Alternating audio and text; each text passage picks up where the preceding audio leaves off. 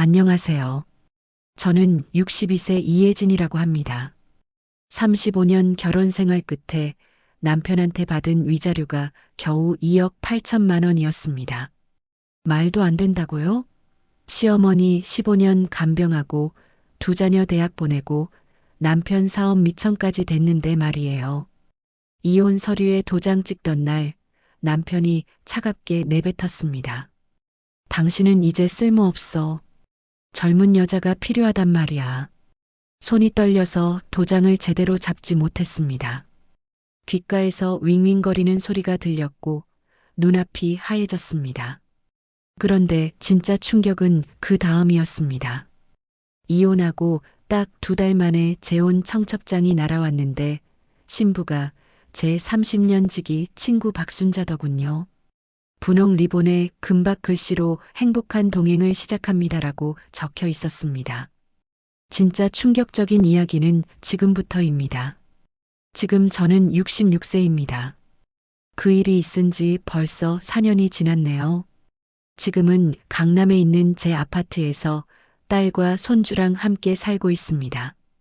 편안하고 행복합니다. 하지만 4년 전 그때는 정말 지옥이었습니다. 이혼 직후 저는 신림동 고시원에 살았습니다. 3평도 안 되는 방에서 공용 화장실을 쓰면서요. 2억 8천만 원 중에서 1억은 전세 보증금으로 나갔고 나머지는 당장 생활비로 써야 했으니까요. 62세의 고시원이라니 대학생들 사이에 끼어서 라면 끓여 먹는 제 모습이 너무 초라했습니다. 복도에서 마주치는 20대 학생들의 눈빛이 저를 할머니 취급하는 게 느껴졌습니다. 제가 남편을 만난 건 23세 때였습니다. 중매였어요. 저는 시골에서 올라온 가난한 집딸이었고 남편은 서울에서 작은 무역회사를 운영하는 집안의 둘째 아들이었습니다. 시댁에서는 처음부터 저를 탐탁지 않게 봤습니다. 시골 촌뜨기가 우리 집안에 왔네 하는 시기였죠. 시어머니는 제가 밥상을 차려도 흠을 잡았고 청소를 해도 다시 하라고 했습니다. 명절 때는 제 친정 식구들을 무시하는 말을 서슴지 않았어요. 가난하게 사는 사람들은 분수를 알아야 해. 남편은 그때부터 어머니 편만 들었습니다. 저는 그냥 참았습니다. 시집살이가 원래 그런 거라고 생각했으니까요. 결혼 초반 10년은 정말 힘들었습니다. 남편 사업이 잘 안 돼서 빚이 2억까지 불어났거든요. 저는 낮에는 식당에서 설거지를 하고 밤에는 파출부 일을 했습니다. 손이 트고 허리가 끊어지는 줄 알았지만 악착같이 벌었습니다. 시어머니는 제가 밖에서 일하는 것도 마음에 안 들어 했어요. 며느리가 밖에 나가 일하면 집안 망신이야. 그래도 저는 묵묵히 일했습니다. 그렇게 10년을 일해서 빚을 다 갚았습니다. 남편 사업도 그때부터 조금씩 풀리기 시작했어요. 제가 번 돈으로 사업 자금을 대준 게 주요했던 거죠. 그 후 10년은 조금 나아졌습니다. 남편 회사가 성장하면서 우리도 강북에 아파트를 장만했어요. 24평짜리 작은 아파트였지만 전세살이를 벗어났다는 게 너무 기뻤습니다. 아이들도 잘 자라줬어요. 아들은 서울대 공대에, 딸은 이화여대에 합격했습니다. 남편이 그때 처음으로 제 손을 잡았습니다. 당신 덕분이야. 고생 많았어. 그 한마디에 그동안의 고생이 다 녹아내렸습니다. 시어머니도 그때부터는 저를 조금 인정해 주는 것 같았어요. 우리 며느리가 고생했지 하면서요. 저는 이제 행복한 날들만 남았다고 믿었습니다. 50대에 접어들면서 남편 사업은 더욱 번창했습니다. 중국 바이어들과 계약을 따내면서 매출이 급증했거든요. 우리는 강남으로 이사했고 투자용으로 아파트를 하나씩 늘려갔습니다. 5년 사이에 아파트가 5채가 됐어요. 시가로 따지면 30억은 좋게 넘었습니다. 남편은 골프를 치러 다녔고 저는 백화점 문화센터에서 꽃꽂이를 배웠습니다. 친구들이 부러워했어요. 혜진이 너 정말 잘 됐다. 고생 끝 행복 시작이네. 저도 그렇게 믿었습니다. 이제는 편하게 살 수 있을 거라고요. 제 인생에서 가장 행복했던 순간은 손주 돌잔치 날이었습니다. 아들 내외가 특급 호텔에서 돌잔치를 열었는데 하객이 200명도 넘게 왔습니다. 손주가 돌잡이에서 청진기를 잡았을 때 남편이 제 어깨에 손을 얹었습니다. 당신이 우리 집안 일으켜 세웠어. 정말 고맙소. 눈물이 났습니다. 35년을 참고 견딘 보람이 있구나 싶었어요. 시어머니도 그날 돌아가시기 전에 제 손을 꼭 잡았습니다. 고생했어. 우리 며느리. 그때 저는 완전히 이 가족의 일원이 됐다고 느꼈습니다. 앞으로 남은 인생은 정말 행복할 거라고 확신했어요. 그런데 그 행복이 산산조각 난 건 딱 1년 후였습니다. 남편이 갑자기 이혼하자고 했거든요. 이유는 더 이상 감정이 없다는 거였습니다. 황당했습니다. 35년을 함께 살았는데 갑자기 감정이 없다니요. 저는 울면서 매달렸습니다. 내가 뭘 잘못했어? 말해봐. 고칠게. 남편은 차갑게 고개를 저었습니다. 변호사를 통해 이혼 서류가 날아왔고 위자료는 2억 8천만 원이 전부였습니다. 30억 재산 중에서 고작 10분의 1도 안 되는 금액이었어요. 그리고 이혼하고 정확히 2달 뒤 재혼 청첩장이 날아왔습니다. 신부 이름을 보는 순간 심장이 멎는 줄 알았습니다. 박순자, 제 30년 지기 친구였습니다. 박순자는 대학 동창이었습니다. 똑같이 시골에서 올라온 가난한 집 딸이었고 우리는 금방 친해졌어요. 졸업 후에도 연락하며 지냈죠. 그녀도 저처럼 중매로 결혼했고 남편은 중소기업 사장이었습니다. 우리는 한 달에 한 번씩 만나 수다를 떨었어요. 서로의 시집살이 고충을 털어놓고 아이 키우는 이야기를 나눴습니다. 저는 순자를 진짜 친구라고 믿었습니다. 제 속마음을 다 털어놓을 수 있는 유일한 사람이었으니까요. 그런데 지금 생각해보니 이상한 점들이 많았습니다. 3년 전부터 순자가 남편 골프 모임에 자주 나타났다는 걸 나중에 알았습니다. 그때 순자 남편이 제 남편이랑 같은 골프 클럽 회원이 됐거든요. 순자가 말했었죠. 언니, 우리 남편들 친해졌으면 좋겠다. 가족끼리 같이 여행도 가고 그러면 얼마나 좋아? 저는 그냥 좋은 뜻으로 한 말인 줄만 알았습니다. 그런데 그게 아니었어요.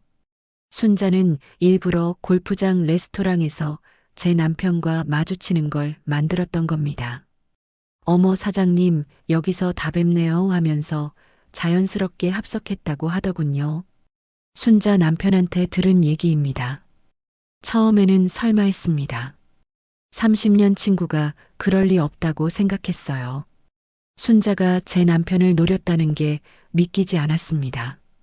하지만 퍼즐 조각들이 하나씩 맞춰지기 시작했어요. 2년 전 순자가 갑자기 성형수술을 했던 것, 다이어트로 10kg을 뺐던 것, 명품 옷을 입기 시작한 것. 그때 저한테 말했었죠. 언니, 나이 들어도 가꿔야 해. 남편한테 버림받으면 안 되잖아. 저는 순자가 자기 남편 때문에 그러는 줄 알았습니다. 제 남편을 유혹하려고 꾸민 거라곤 상상도 못했어요. 바보 같았습니다. 정말 어리석었어요. 이혼하고 일주일 후 순자한테 전화가 왔습니다. 언니 미안해. 내가 위로해주고 싶어서. 저는 그때도 순자를 믿었습니다. 우리는 카페에서 만났어요. 순자는 제 손을 잡으며 말했습니다. 언니 많이 힘들지? 남자들은 다 똑같아. 나이 들면 젊은 여자한테 한눈 팔아. 그런데 이상했습니다. 순자 표정이 너무 밝았어요. 위로하는 사람 같지 않았습니다. 오히려 뭔가 설레는 것 같았어요. 제가 물었습니다. 너 요즘 좋은 일 있어? 순자가 화들짝 놀라며 손을 뺐습니다. 아, 아니. 무슨 좋은 일이 있겠어. 그리고 정확히 한 달 후 청첩장이 날아왔습니다. 저는 그 분홍빛 봉투를 떨리는 손으로 뜯었습니다. 신랑 김태준, 신부 박순자.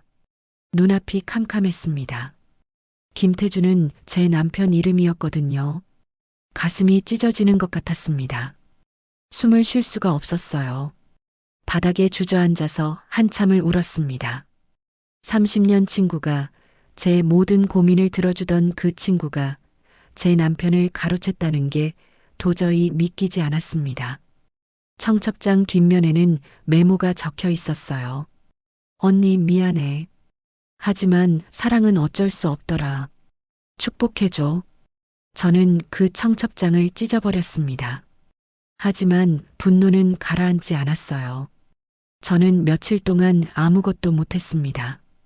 밥도 못 먹고 잠도 못 잤어요. 고시원 침대에 누워서 천장만 바라봤습니다. 머릿속으로 온갖 생각이 스쳐 지나갔어요. 제가 뭘 잘못한 걸까? 35년을 바쳤는데 왜 이런 대접을 받아야 하나? 순자는 언제부터 제 남편을 노린 걸까? 생각할수록 분했습니다. 억울했어요. 하지만 무엇보다 제 자신이 한심했습니다. 이렇게 당하고도 가만히 있는 제가요. 딸아이가 찾아와서 말했습니다. 엄마, 법적으로 뭐라도 해봐. 이건 너무 부당해. 하지만 저는 기력이 없었습니다. 싸울 힘이 남아있지 않았어요. 그런데 일주일 후 결정적인 단서를 발견했습니다. 우연히 은행 앱을 열었다가 이혼 직전의 거래 내역을 확인하게 됐거든요. 이혼 6개월 전부터 남편 계좌에서 큰 돈이 빠져나간 흔적이 있었습니다. 한 번에 5천만 원, 7천만 원씩 총 3억이 넘었어요. 어디로 간 돈일까 궁금했습니다. 저는 용기를 내서 지인 세무사한테 연락했어요. 언니, 이혼 전에 재산 이전 있었는지 좀 알아봐 줄 수 있어? 세무사 언니는 이틀 후에 전화를 했습니다. 혜진아, 내 남편 아파트 세 채가 다른 사람 명의로 넘어갔더라. 그것도 이혼 1년 전부터. 제 심장이 쿵쾅거렸습니다. 세무사 언니가 더 충격적인 말을 했습니다. 그 명의자가 누군지 알아? 박순자야. 내 친구. 순간 모든 게 이해됐습니다. 남편과 순자는 이혼 훨씬 전부터 계획을 짠 거였어요. 제가 재산 분할을 못 받게 미리 빼돌린 겁니다. 아파트 세 채 시가만 해도 18억은 됐거든요.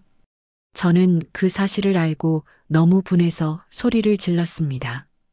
고시원 벽이 얇아서 옆방 학생이 노크를 했어요. 괜찮으세요? 저는 대답도 못했습니다. 눈물이 멈추질 않았거든요. 하지만 그 눈물 속에서 뭔가 다른 감정이 올라왔습니다. 분노였어요.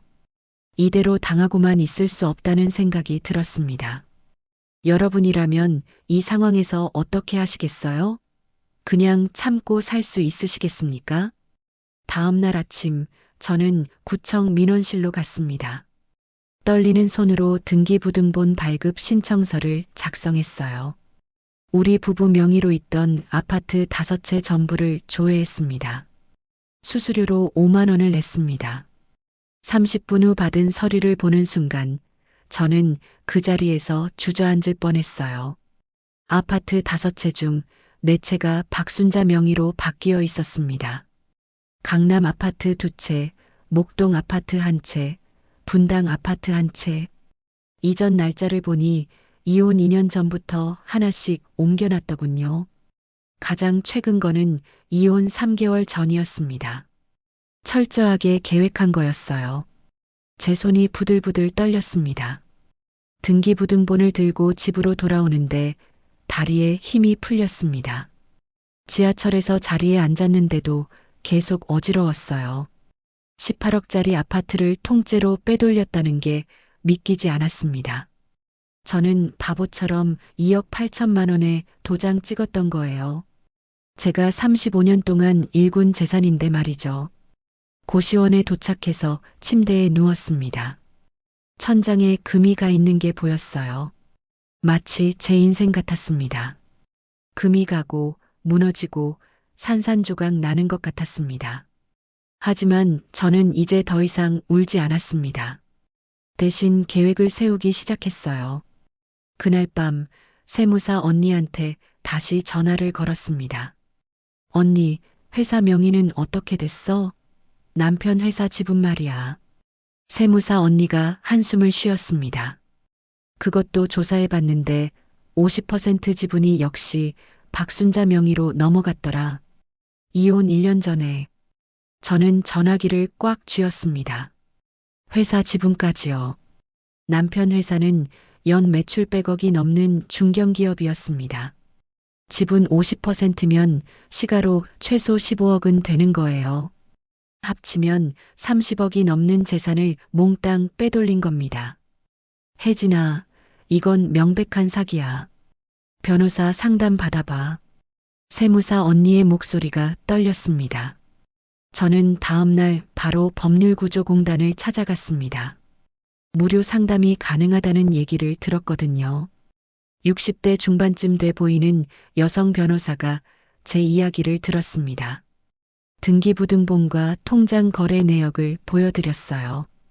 변호사님은 서류를 꼼꼼히 살피더니 고개를 끄덕였습니다. 이건 명백한 재산 은닉입니다. 이혼 무효 소송을 제기할 수 있어요. 그리고 사기죄로 형사고소도 가능합니다. 제 심장이 다시 뛰기 시작했습니다. 정말요? 제가 이길 수 있을까요? 변호사님이 단호하게 말했습니다. 증거가 명확합니다. 충분히 승소 가능성 있어요. 그날 저는 처음으로 희망을 느꼈습니다. 하지만 문제가 있었습니다. 제대로 된 소송을 하려면 변호사 선임이 필요한데 착수금이 최소 5천만 원은 든다는 거였어요. 저한테 남은 돈은 1억 8천만 원 뿐이었습니다. 전세금 빼고 나면 생활비로 써야 할 돈이었죠. 5천만 원을 쓰면 1억 3천만 원밖에 안 남습니다. 망설여졌어요. 그 돈으로 소송을 했다가 지면 어떡하나 싶었습니다. 하지만 곰곰이 생각해 봤습니다. 이대로 있으면 영영 30억을 포기하는 거예요. 5천만 원 걸고 30억을 되찾을 기회라면 해볼 만한 거 아닐까요? 저는 결심했습니다. 친정 오빠한테 전화를 걸었습니다. 오빠, 나 돈 좀 빌려줄 수 있어? 5천만 원만. 오빠는 깜짝 놀랐습니다. 무슨 일이야? 그렇게 큰 돈을 왜? 저는 사정을 설명했어요. 남편이 재산을 빼돌린 것, 박순자와 짜고 한 것, 변호사를 선임해서 싸우고 싶다는 것. 오빠는 한참 침묵하더니 말했습니다. 혜진아, 형부가 그럴 줄은 몰랐다. 알았어. 내일 보내줄게. 오빠도 넉넉한 형편이 아니었는데 전세금을 빼서 보내준다고 했어요. 눈물이 났습니다. 오빠 고마워. 꼭 이겨서 갚을게. 전화를 끊고 나서 한참을 울었습니다. 일주일 후 저는 강남에 있는 대형 로펌을 찾아갔습니다. 오빠한테 받은 5천만 원을 통장에 넣어두고요. 이왕 하는 거 제대로 하고 싶었습니다. 상담실에 들어서니 40대 초반으로 보이는 남자 변호사가 앉아 있었어요. 이름은 정민호 변호사였습니다. 저는 준비해간 서류 뭉치를 책상 위에 올려놨습니다. 등기부등본 5장, 통장 거래 내역 3년치, 남편과 순자의 카카오톡 캡처 화면. 변호사님은 서류를 보더니 휘파람을 불었습니다. 이 정도면 완벽한 증거입니다. 형사고소도 동시에 진행하시죠. 정민호 변호사님은 자신감이 넘쳤습니다.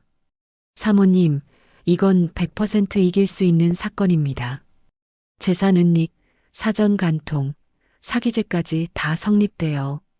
저는 떨리는 목소리로 물었습니다. 얼마나 걸릴까요? 변호사님이 달력을 펼쳤습니다. 민사는 1년 정도, 형사는 6개월 정도 예상됩니다. 하지만 급한 게 재산 보전이에요. 지금 당장 가압류 신청부터 넣겠습니다. 저는 착수금 5천만 원을 송금했습니다. 통장 잔고가 1억 3천만 원으로 줄어드는 걸 보면서 두려웠습니다. 하지만 동시에 뭔가 후련했어요. 드디어 제대로 싸울 준비가 된 거니까요. 여러분도 억울한 일 당하셨을 때 이렇게 가슴 두근거리는 기분 느껴보신 적 있으시죠? 변호사님은 바로 다음 날부터 움직였습니다. 먼저 박순자 명의로 넘어간 아파트 4채 전부에 가압류 신청을 넣었어요. 법원에서 일주일 만에 결정이 났습니다. 가압류 인용. 이제 순자는 그 아파트들을 팔거나 담보로 잡을 수 없게 됐습니다. 변호사님이 전화로 말했습니다. 사모님, 1차 타격 성공입니다. 상대방이 깜짝 놀랐을 겁니다. 저는 처음으로 통쾌함을 느꼈어요. 순자가 당황하는 얼굴이 눈에 선했습니다. 하지만 이건 시작에 불과했습니다. 변호사님은 남편 회사 지분에 대해서도 가처분 신청을 넣었습니다.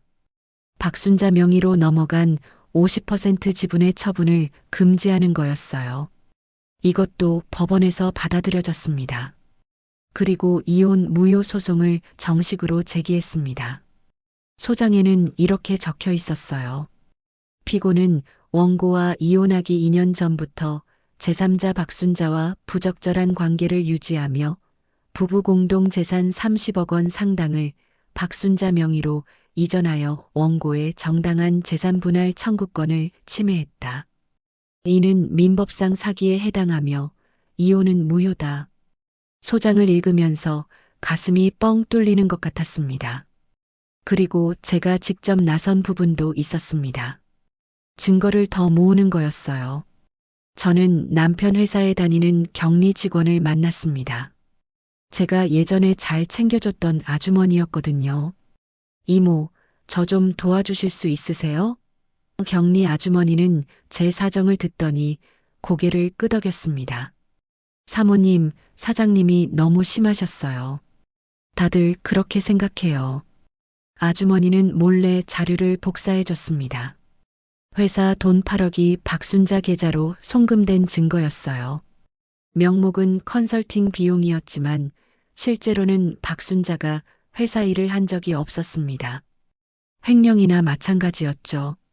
저는 그 자료를 변호사님한테 가져갔습니다. 변호사님 눈이 반짝였어요. 사모님, 이거 대박입니다. 횡령죄까지 추가할 수 있어요. 형사 고소장을 추가로 제출했습니다. 혐의는 사기죄, 배임죄, 횡령죄.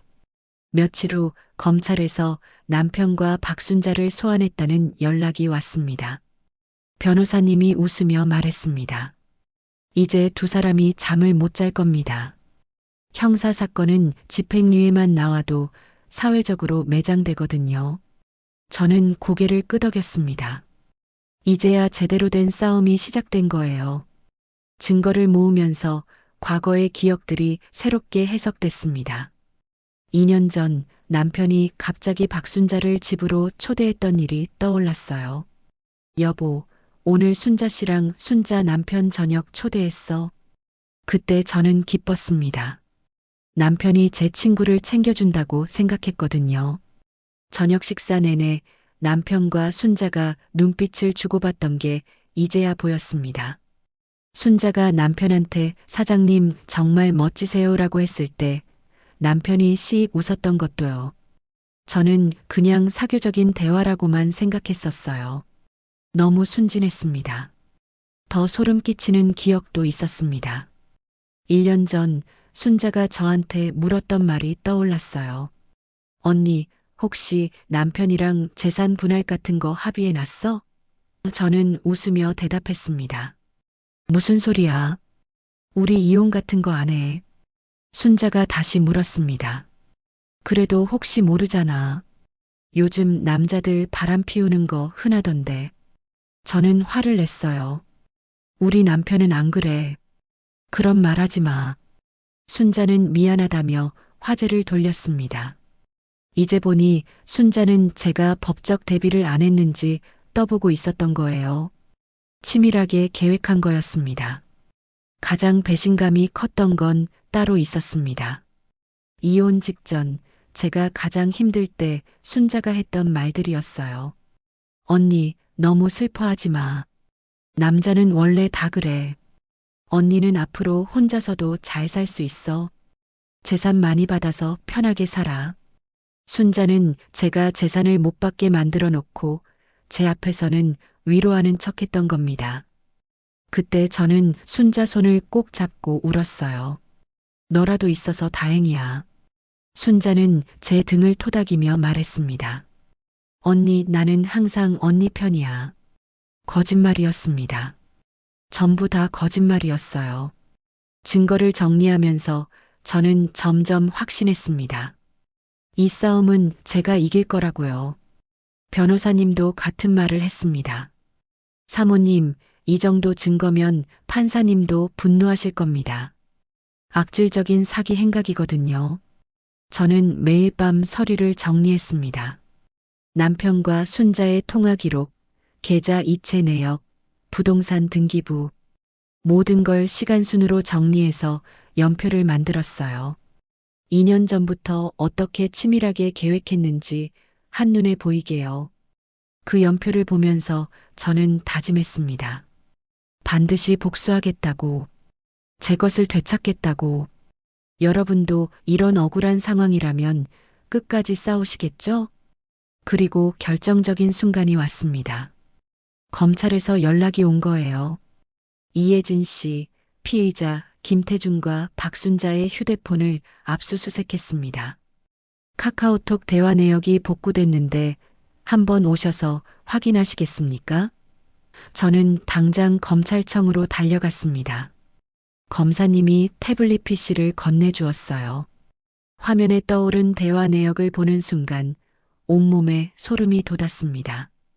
2년 전 대화였어요. 남편 이혼 준비 시작했어. 재산은 최대한 당신 명의로 옮겨놓을게. 순자 고마워 오빠. 빨리 그 할멈이랑 헤어져.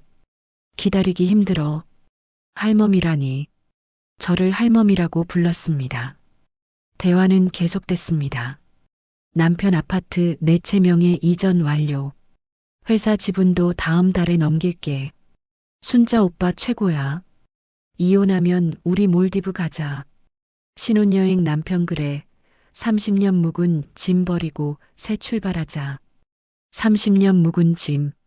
저를 짐이라고 표현했습니다. 저는 화면을 보면서 손이 덜덜 떨렸어요. 검사님이 물었습니다. 괜찮으세요? 저는 고개를 저었습니다.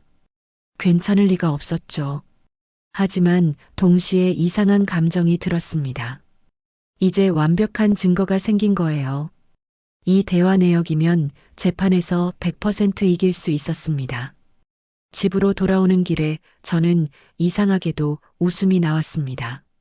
미친 사람처럼 지하철 안에서 혼자 킥킥거렸어요. 옆 사람들이 저를 이상하게 쳐다봤지만 신경 쓰이지 않았습니다. 35년 동안 참았던 게 드디어 폭발할 준비가 된 거였어요. 저는 그날 밤 변호사님한테 전화를 걸었습니다. 변호사님, 검찰에서 결정적 증거 나왔어요. 이제 어떻게 하면 되죠? 변호사님의 목소리가 신났습니다. 사모님, 축하드립니다. 이제 상대방은 끝났어요. 우리가 원하는 대로 다 할 수 있습니다. 변호사님이 제안했습니다. 사모님, 재혼식이 언제라고 하셨죠? 저는 달력을 확인했습니다. 3주 후요. 변호사님이 의미심장하게 웃었습니다. 딱 좋네요. 그날 제대로 한번 터뜨려 볼까요? 식장에서 직접 증거를 공개하는 겁니다. 저는 심장이 뛰었어요. 그게 가능한가요? 변호사님이 말했습니다. 물론이죠. 법적으로 문제 없습니다. 오히려 효과 만점이에요. 하객들 앞에서 진실을 폭로하는 거죠. 그 사람들 평생 그날을 잊지 못할 겁니다. 저는 입술을 깨물었습니다. 좋아요. 그렇게 합시다. 우리는 3주 동안 치밀하게 준비했습니다. 변호사님은 PPT 자료를 만들었어요. 아파트명의 이전 내역, 계좌 송금 증거, 카카오톡 대화 캡처, 모든 걸 시간 순으로 정리했습니다. 저는 당일 입을 옷을 샀어요. 검은색 정장. 장례식장 가는 옷 같았지만 딱 어울렸습니다. 남편과 순자의 결혼은 장례식이 될 테니까요. 거울 앞에서 옷을 입어보며 연습했습니다. 여러분, 이 결혼은 사기극입니다. 목소리가 떨렸지만 점점 단단해졌어요. 재혼식 전날 밤, 저는 잠을 이룰 수 없었습니다. 내일이면 모든 게 끝나는 거예요. 35년의 억울함, 2년의 배신, 모든 게 폭발하는 날이었습니다. 저는 창문을 열고 밤하늘을 봤어요. 별이 총총 빛나고 있었습니다. 예전에는 저런 별을 볼 여유도 없었는데 이제는 보이더군요. 딸아이한테 전화가 왔습니다. 엄마, 내일 내가 같이 갈까? 저는 고개를 저었습니다. 아니야. 엄마 혼자 할 수 있어. 딸이 말했습니다. 엄마, 멋있어. 화이팅! 전화를 끊고 나서 눈물이 났습니다. 하지만 슬픈 눈물은 아니었어요. 재혼식 당일 아침, 저는 일찍 일어났습니다. 샤워를 하고 머리를 단정하게 묶었어요. 화장은 진하게 하지 않았습니다. 맨 얼굴에 가깝게 했죠. 피해자처럼 보여야 했으니까요. 검은 정장을 입고 구두를 신었습니다. 거울을 봤어요. 62세 여자가 아니라 전사가 서 있었습니다. 가방에 서류 뭉치를 넣었습니다. 등기부등본, 통장 거래 내역, 카카오톡 캡처본. 변호사님이 보낸 태블릿 PC도 챙겼어요. 고시원 문을 나서면서 다짐했습니다. 오늘이 마지막이야. 식장은 서울 한복판의 특급 호텔이었습니다. 저는 호텔 로비에서 변호사님을 만났어요. 변호사님도 정장 차림이었습니다. 사모님, 준비되셨죠? 저는 고개를 끄덕였습니다. 네, 가죠. 우리는 연회장 앞까지 갔습니다. 문 밖에서 식순이 들렸어요. 줄의 말씀이 한창이었습니다. 두 분의 황혼에 찾아온 사랑을 축복합니다. 황혼의 사랑이라니. 웃기는 소리였습니다. 변호사님이 시계를 봤습니다. 식 시작한 지 30분 됐네요. 지금 들어가시죠. 제 휴대폰이 울렸습니다. 변호사님이었어요. 사모님, 지금 들어가셔야 합니다. 서약 직전이에요. 저는 심호흡을 했습니다. 손잡이를 잡았어요. 차가운 금속이 손바닥에 닿았습니다. 마음을 가다듬었습니다. 35년의 세월, 시어머니, 간병, 빚 갚기, 아이들 키우기, 모든 게 스쳐 지나갔습니다. 그리고 이혼 서류에 도장 찍던 날, 2억 8천만 원이라는 푼돈, 고시원 생활. 분노가 치밀어 올랐습니다. 저는 문을 벌컥 열었습니다. 쾅 소리와 함께 모든 하객의 시선이 저한테 쏠렸습니다. 남편과 순자가 제단 위에서 저를 봤어요. 두 사람의 얼굴이 하얗게 질렸습니다. 연회장은 화려했습니다. 천장에 샹들리에가 반짝이고 벽면에는 분홍색 꽃 장식이 가득했어요. 하객은 200명도 넘어 보였습니다. 제단 위에는 남편과 순자가 서 있었죠. 남편은 턱시도를 입고 있었고 순자는 순백의 드레스를 입었습니다. 면사포까지 썼더군요. 58세가 면사포라니. 줄에는 남편 대학 선배인 교수였어요. 마이크를 잡고 말하고 있었습니다. 이제 두 분이 서약을 하시겠습니다.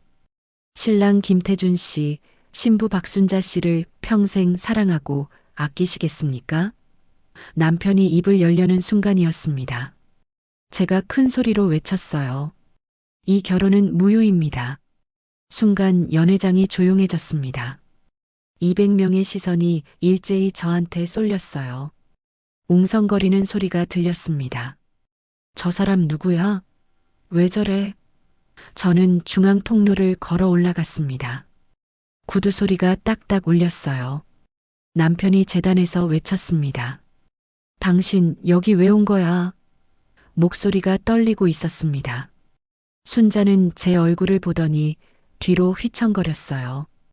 들러리가 순자를 붙잡았습니다. 저는 계단 바로 앞까지 걸어갔습니다. 하객들이 숨죽이고 저를 봤어요. 주례 교수가 어리둥절한 표정으로 물었습니다. 부인, 지금 무슨... 저는 주례를 향해 고개를 숙였습니다. 교수님, 죄송하지만 이 결혼식은 계속될 수 없습니다. 저는 가방에서 서류 뭉치를 꺼냈습니다. 하객들을 향해 천천히 돌아섰어요. 여러분, 제 이야기를 들어주시겠습니까? 목소리가 연회장에 울려 퍼졌습니다. 마이크 없이도 충분히 들렸어요. 남편이 다가오려 했지만 변호사님이 막아섰습니다. 저는 이혜진입니다. 저 남자 김태준의 전 부인이에요. 하객들이 술렁였습니다. 35년을 함께 살았습니다. 시어머니 15년 간병하고 빚 2억 갚고 두 자녀 대학까지 보냈죠. 제 손이 떨렸지만 목소리는 단단했습니다. 그런데 그 사람이 저한테 준 위자료가 얼마인 줄 아세요? 저는 서류 한 장을 들어 올렸습니다. 2억 8천만 원입니다. 그런데 재미있는 게 뭔지 아세요? 하객들이 숨죽이고 저를 봤어요. 우리 부부 재산이 30억이 넘는데 저한테 준 건 10분의 1도 안 됩니다. 왜 그럴까요? 순자가 떨리는 목소리로 외쳤습니다. 언니 그만해. 저는 순자를 똑바로 쳐다봤습니다. 30년 친구가 언니라고 부르지 마.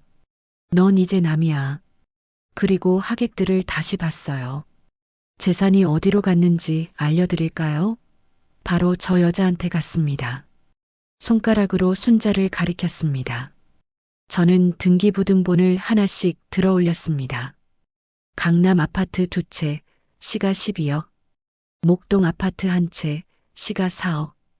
분당 아파트 1채, 시가 3억. 전부 박순자 명의로 이전됐습니다. 서류를 흔들며 외쳤어요. 그것도 이혼 2년 전부터요. 여러분, 이게 무슨 뜻인지 아시겠어요? 하객들이 웅성거렸습니다. 사기잖아. 완전 계획된 거네. 남편이 소리쳤습니다. 당신 지금 뭐 하는 거야? 나가. 저는 웃었습니다. 나가긴. 아직 할 말 많이 남았는데. 변호사님이 태블릿 PC를 건네주었어요. 저는 태블릿 화면을 하객들한테 보여줬습니다. 여러분, 이거 보이세요? 카카오톡 대화 내역입니다. 화면을 크게 확대했어요. 이건 2년 전 대화입니다. 읽어드릴까요? 제 목소리가 차갑게 울렸습니다. 김태준 이혼 준비 시작했어. 재산은 최대한 당신 명의로 옮겨놓을게. 하객들이 놀라서 수군거렸어요. 저는 계속 읽었습니다. 박순자 고마워 오빠. 빨리 그 할멈이랑 헤어져. 할멈이라는 단어에서 목소리를 높였습니다. 저를 할멈이라고 불렀어요. 30년 친구가. 순자가 울음을 터뜨렸습니다. 언니 미안해. 저는 손을 저었습니다. 미안하긴. 이제 시작이야. 저는 대화를 계속 읽었습니다. 김태준 30년 묵은 짐 버리고 새 출발하자. 목소리가 떨렸지만 계속했어요. 30년 묵은 짐. 저를 짐이라고 했습니다. 하객들 사이에서 탄식 소리가 났습니다. 어떻게... 너무하네. 저는 다음 서류를 꺼냈습니다. 그리고 이건 회사 계좌 거래 내역입니다. 김태준이 운영하는 회사에서 박순자 계좌로 8억 원이 송금됐어요. 명목은 컨설팅 비용. 그런데 박순자가 무슨 컨설팅을 했겠어요? 웃음이 나왔습니다. 컨설팅은 침대에서 한 모양이죠? 하객들이 술렁였습니다. 몇몇은 일어서서 나가기 시작했어요. 남편이 얼굴이 새빨개져서 소리쳤습니다. 닥쳐. 당장 나가. 저는 고개를 저었습니다. 아직 끝 안 났어. 내가 뭘 했는지 들어봐. 저는 마지막 서류를 꺼냈습니다. 여러분, 이건 형사 고소장입니다. 서류를 높이 들어 올렸어요. 저는 이 두 사람을 사기죄, 배임죄, 횡령죄로 고소했습니다. 검찰에서 이미 수사 중이에요. 남편의 얼굴이 흙빛으로 변했습니다. 그리고 이혼 무효 소송도 제기했습니다. 재산을 빼돌리고 한 이혼은 법적으로 무효거든요. 순자가 무릎을 꿇었습니다. 언니, 제발 용서해줘. 저는 차갑게 내려다봤습니다. 용서? 35년 내 인생 돌려줄 수 있어? 변호사님이 앞으로 나섰습니다. 저는 이혜진 여사의 변호인 정민호입니다. 여러분께 알려드립니다. 이 결혼식은 법적으로 무효이며 두 피의자는 조만간 법의 심판을 받게 될 것입니다. 하객들이 일제히 자리에서 일어났습니다. 이게 무슨 결혼식이야? 한 중년 남자가 소리쳤어요. 남편 회사 임원이었습니다. 사장님, 실망입니다. 그가 축의금 봉투를 던지고 나갔어요. 다른 하객들도 따라 나갔습니다. 돈 돌려주세요. 사기꾼들. 고함 소리가 여기저기서 터져 나왔습니다. 순자의 대학 동창들이 일어났어요. 한 명이 순자를 노려보며 말했습니다. 순자야, 내가 이럴 줄은 몰랐다. 40년 우정 여기서 끝이야. 그들도 등을 돌려나갔습니다. 연회장이 순식간에 반쯤 비었어요. 남편의 형이 재단으로 올라왔습니다. 태준아, 너 미쳤구나. 집안 망신시키려고 작정했어? 형님이 남편 멱살을 잡았어요. 어머니가 살아계셨으면 기절하셨겠다. 남편이 변명했습니다. 형님, 이건 오해예요. 오해? 저 서류가 다 오해야? 형님이 남편을 밀쳤습니다. 남편이 휘청거렸어요. 시댁 친척들도 하나둘 자리를 떴습니다. 우리 집안에 이런 사람이 있다니. 창피해서 못 다니겠네. 주례 교수가 마이크를 내려놓았습니다. 김 사장, 실망이요. 다신 연락하지 마시오. 그것도 떠났습니다. 이제 연회장에 남은 사람은 50명도 안 됐습니다. 남편이 재단 바닥에 주저앉았어요. 손으로 얼굴을 감쌌습니다. 이럴 수가, 이럴 수가, 중얼거렸습니다. 순자는 드레스를 입은 채 바닥에 쓰러져 울고 있었어요. 마스카라가 번져서 얼굴이 엉망이었습니다. 들러리들도 어찌할 바를 몰라 했어요. 식장 지배인이 다가왔습니다. 손님, 식은 중단하셔야 할 것 같습니다. 환불은 안 되는 거 아시죠? 남편이 고개를 들었습니다. 얼마예요? 2천만 원입니다. 남편이 다시 고개를 떨어뜨렸습니다. 저는 그 모습을 보며 가방을 챙겼습니다. 변호사님, 이제 가죠. 연회장 문을 나서는데 순자가 뛰어왔습니다. 드레스 자락을 질질 끌면서요. 언니, 제발 한 번만 용서해줘. 순자가 제 옷자락을 잡았어요. 저는 순자를 내려다봤습니다. 58세 여자가 바닥에 무릎 꿇고 있었어요. 면사포는 벗겨져 있었고 화장은 눈물로 다 지워져 있었습니다. 30년 친구의 모습이 아니었어요. 그냥 낯선 사람이었습니다. 언니, 나 잘못했어. 다 돌려줄게. 제발 고소 취하해줘.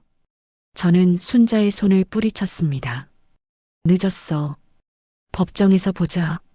돌아서서 걸어 나왔습니다. 순자의 울음소리가 뒤에서 들렸지만 되돌아보지 않았습니다. 호텔 로비에 나오니 하객들이 모여서 수군거리고 있었습니다. 제 모습을 보자 다들 조용해졌어요. 한 중년 여성이 다가왔습니다. 혹시 이혜진 씨 되세요? 저는 고개를 끄덕였습니다. 네. 그 여성이 제 손을 잡았어요. 정말 잘하셨어요. 저도 남편한테 당한 적 있어서 마음이 너무 아팠어요. 용기 내셔서 감사합니다. 눈물을 흘리며 말했습니다. 다른 여성들도 다가왔어요. 맞아요. 우리가 응원할게요. 끝까지 싸우세요. 제 눈에서도 눈물이 났습니다. 처음으로 느끼는 연대감이었어요. 저 혼자가 아니구나 싶었습니다.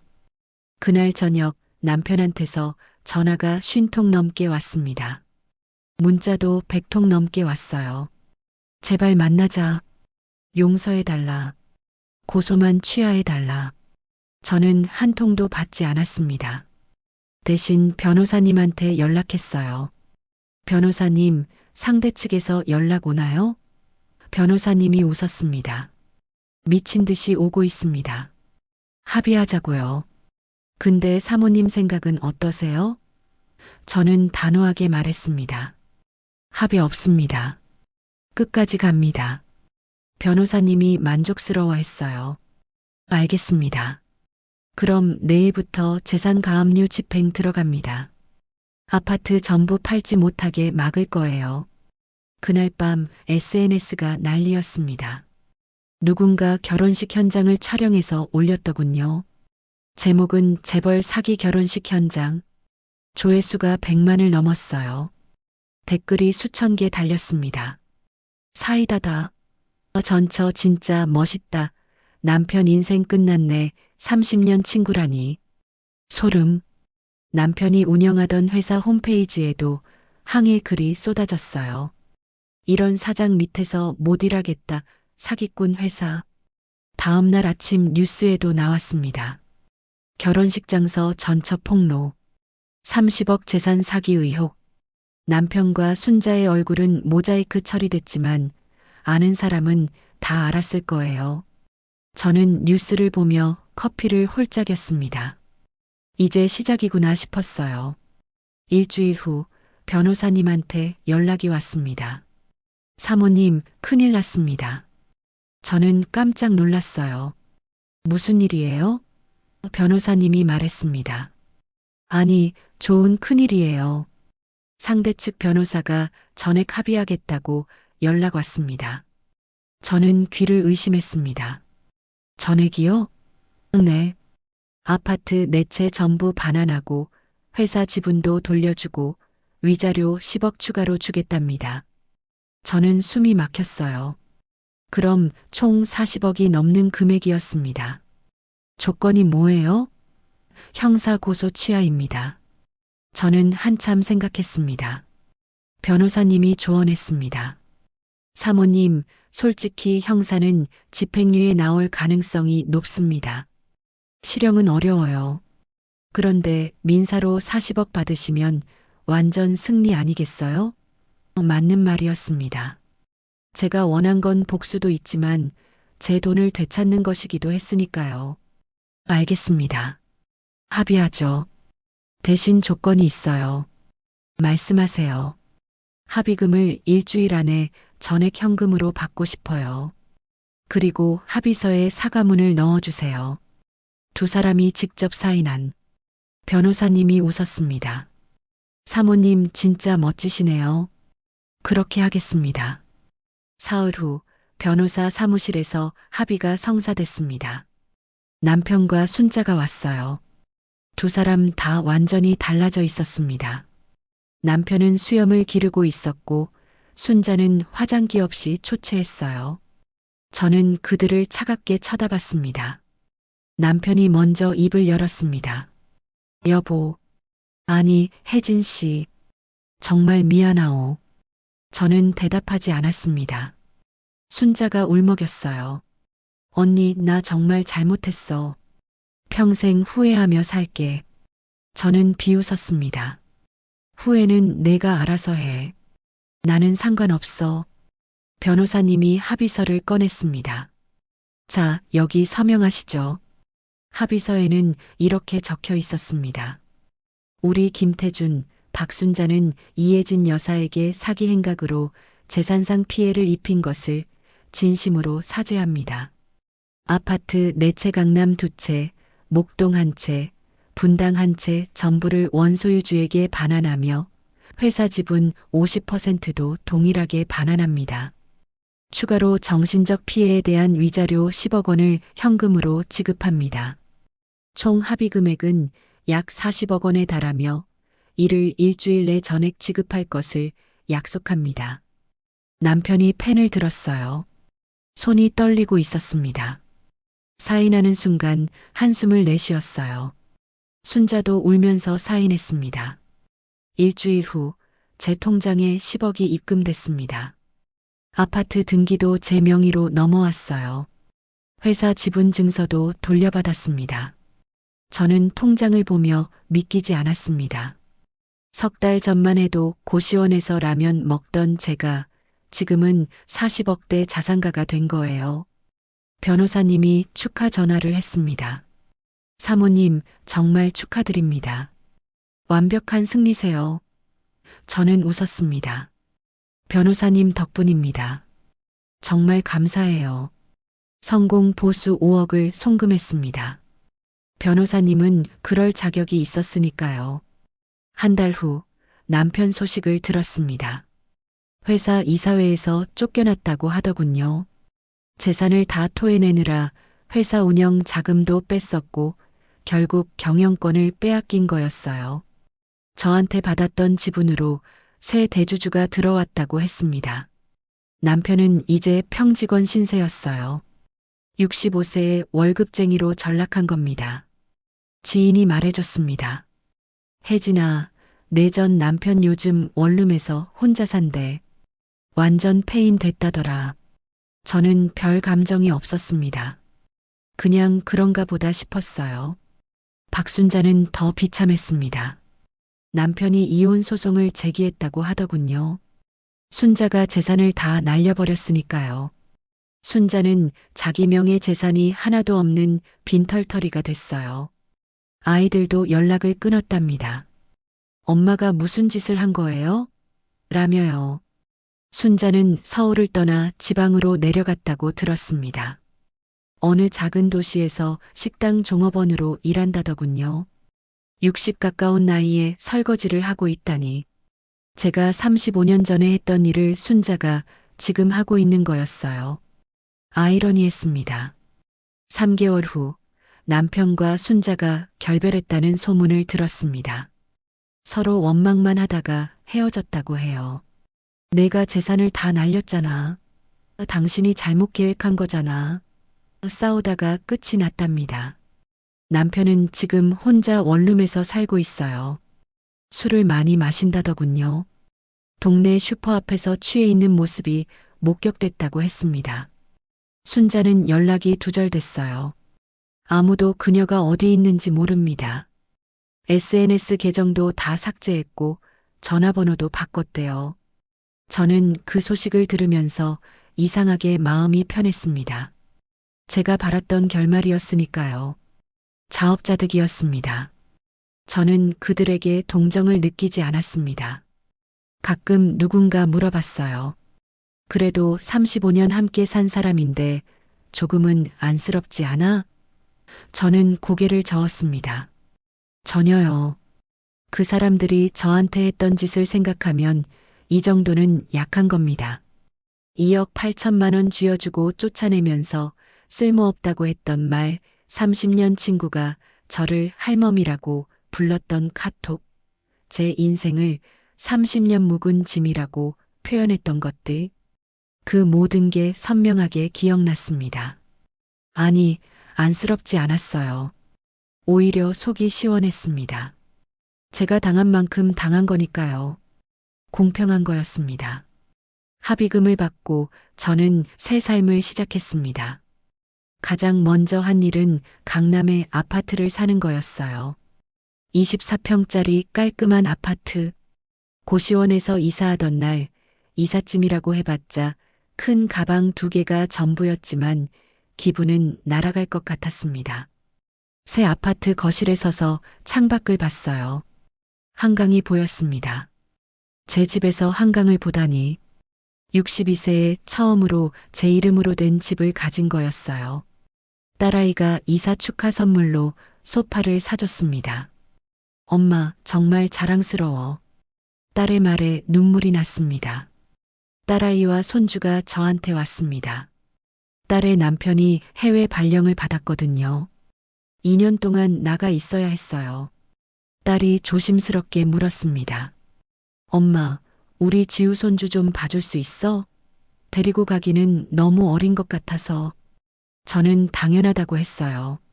그럼 당연하지. 우리 손주 할머니가 안 보면 누가 봐. 손주는 5살이었습니다.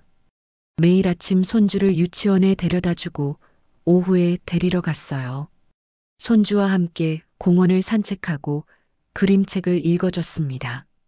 이렇게 평화로운 일상이 올 줄 몰랐어요. 남은 재산을 정리했습니다. 아파트 4채 중에서 목동과 분당 아파트를 팔았어요. 2채 팔아서 8억을 현금으로 만들었습니다. 강남 아파트 2채는 임대를 줬어요. 월세가 한 달에 400만 원씩 들어왔습니다. 여기에 제가 사는 집까지 해서 아파트 3채, 현금은 합의금 10억에서 변호사 비용 빼고 5억, 부동산 매각 대금 8억 해서 총 13억. 월세 수입 400만 원. 저는 이제 경제적으로 완전히 자유로운 사람이 됐습니다. 일할 필요도 없었어요. 66세에 은퇴한 겁니다. 새로운 취미를 찾았습니다. 근처 노인대학에 등록했어요. 서예반을 신청했습니다. 붓을 잡고 한 획 한 획 그어나가는 게 마음을 진정시켜줬어요. 선생님이 제 글씨를 보며 말했습니다. 이예진 씨, 마음이 편안해 보여요. 글씨의 평화가 느껴집니다. 저는 웃었습니다. 맞아요. 이제 편안합니다. 다른 수강생들과도 친해졌어요. 다들 비슷한 나이의 여성들이었습니다. 점심시간에 함께 밥을 먹으며 수다를 떨었어요. 누군가를 믿는다는 게 조심스러웠지만 조금씩 마음을 열어갔습니다. 오래된 친구들도 다시 만나기 시작했습니다. 대학 동창들이요. 박순자 때문에 연락을 끊었던 사람들이었어요. 제 소식을 들은 동창들이 먼저 연락을 해왔습니다. 혜진아, 정말 잘했다. 우리 한번 만나자. 모임에 나갔는데 다들 저를 반겨줬어요. 내가 그렇게 당당하게 나설 줄 몰랐어. 진짜 멋있더라. 뉴스에서 봤어. 그들은 박순자 이야기는 입에도 올리지 않았습니다. 이미 모두의 기억에서 지워진 사람이었어요. 우리는 옛날 이야기를 하며 웃었습니다. 한 달에 2번씩 친구들과 등산을 가기 시작했습니다. 북한산, 관악산, 도봉산. 산을 오르면서 땀을 흘리니까 몸도 마음도 가벼워졌어요. 정상에 올라 도시를 내려다보면 모든 게 작아 보였습니다. 제가 겪었던 일들도 그 사람들도 다 작은 점처럼 느껴졌어요. 친구 중 한 명이 말했습니다. 혜진아, 너 요즘 표정이 정말 밝아졌다. 저도 느꼈습니다. 거울을 볼 때마다 제 얼굴에 미소가 있었습니다. 오랜만에 느끼는 진짜 미소였습니다. 여행 계획도 세웠습니다. 친구들과 제주도 한 달 살기를 하기로 했어요. 다음 달 출발입니다. 펜션을 빌려서 바다를 보며 한 달을 보낼 겁니다. 매일 아침 해변을 산책하고 맛있는 거 먹고 느긋하게 책 읽고 생각만 해도 설렙니다. 그 다음에는 유럽 여행을 가려고 해요. 프랑스, 이탈리아, 스페인. 젊었을 때 가고 싶었지만 돈도 시간도 없어서 못 갔던 곳들. 이제는 갈 수 있습니다. 66세에 시작하는 버킷리스트. 늦었지만 할 수 있다는 게 기뻤어요. 가끔 아들이 찾아옵니다. 아들은 처음에 제가 아버지한테 한 일에 대해 복잡한 감정을 가졌었어요. 엄마, 그래도 아버지인데. 하지만 제가 증거들을 보여주자 태도가 바뀌었습니다. 아버지가 그런 짓을 하셨다니 믿기지 않아요. 엄마, 죄송해요. 아들이 사과했습니다. 지금은 한 달에 한 번씩 손주를 데리고 놀러 와요. 손주를 보며 밥을 먹고 이야기를 나눕니다. 아들이 말했습니다. 엄마, 행복해 보여서 다행이에요. 이제야 엄마 인생을 사시는 것 같아요. 맞는 말이었습니다. 지금 저는 66세입니다. 그 일이 있은 지 벌써 4년이 지났네요. 가끔 옛날 생각을 하면 아직도 화가 납니다. 35년을 바쳤는데 쓸모없다고 버린 남편, 30년 우정을 배신한 친구. 하지만 그 분노는 오래가지 않아요. 이제 저는 제 인생을 살고 있으니까요. 강남 아파트에서 아침을 맞이하고 손주와 시간을 보내고 친구들과 웃으며 수다를 떨고 여행을 계획합니다. 이게 제가 원했던 삶이에요. 남편 소식은 이따금 들립니다. 여전히 원룸에서 혼자 산답니다. 회사는 계속 다니고 있대요. 65세인데 은퇴도 못하고요. 재산이 없으니까요. 박순자는 완전히 소식이 끊겼습니다. 누구도 그녀가 어디서 뭘 하는지 모릅니다. 저는 별로 궁금하지 않아요. 그 사람들 인생은 이제 제 인생과 아무 상관이 없습니다. 가끔 누가 물어봅니다. 전 남편 지금 어떻게 지내? 저는 어깨를 으쓱합니다. 글쎄요, 관심 없어요. 재혼 생각은 전혀 없습니다. 누가 소개시켜준다고 해도 거절해요.